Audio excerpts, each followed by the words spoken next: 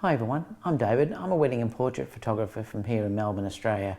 What I wanted to talk to you today is about using Cine lenses on the Sony series cameras. It's also very similar to some of the normal digital SLRs as well, but particularly the Sony. One of the problems with the Sony lenses are they are fly-by-wire, most of them anyway, and that gives issues with when you're trying to do focus pulling and things like that I'll talk about shortly. So what I've done, I've tried to do some research about buying one. The issue was that unfortunately they're very expensive apart from a couple. So the one that I found that I really like is the Samyang lens. It's actually very affordable and the quality actually is quite good, and you can look at those results later on. As I mentioned before, one of the problems with the fly-by-wire system is if you do change your focus, for instance if you're trying to do focus pulling between two objects, and I'll show you that now above. If you're trying to do that, well, if you change the speed that you turn the focus ring, it actually changes where the focus point hits, and that's particularly bad if you're trying to use a follow focus system. So I've got around that by using these Cine lenses. So the one that I got was the Samyang.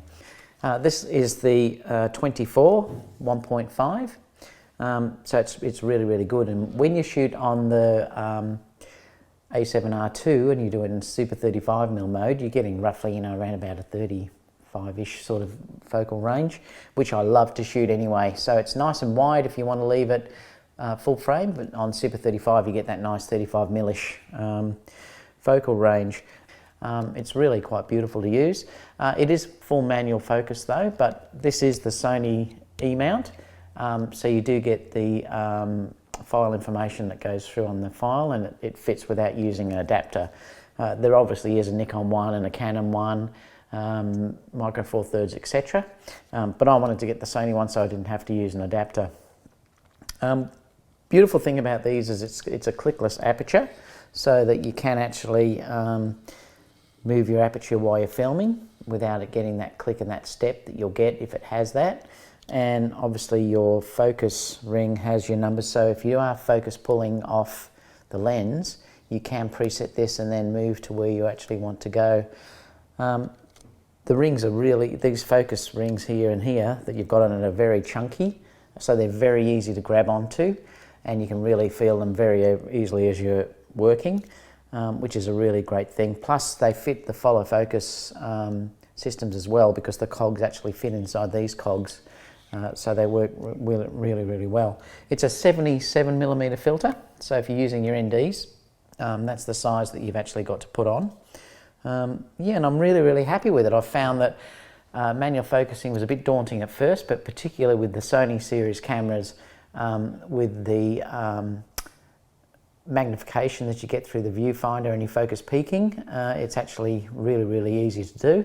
It just takes a little bit of practice, but once you get used to it, and you get a bit of muscle memory going, it's very quick and easy to focus on objects. Again, it's a 1.4 lens if you're talking about conventional digital SLRs, and so it's really bright, which is very nice as well. I'm really happy with how this looks. So what you can do now is you can have a look through the following images, so I'll show you some samples.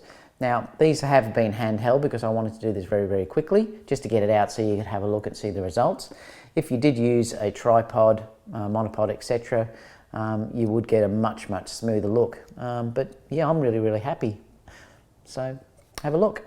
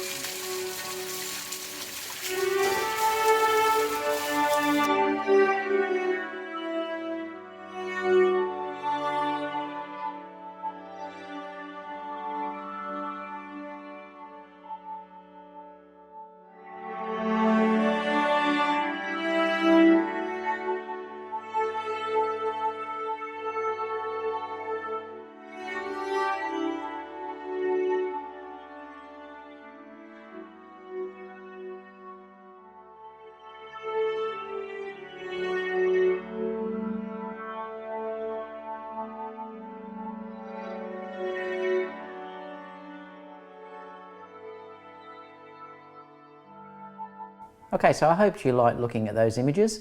If you have any questions, please leave them down below, and you can support me by subscribing to my channel, and I'll have some other videos up soon. So until then, I'll see you for the next video. Bye.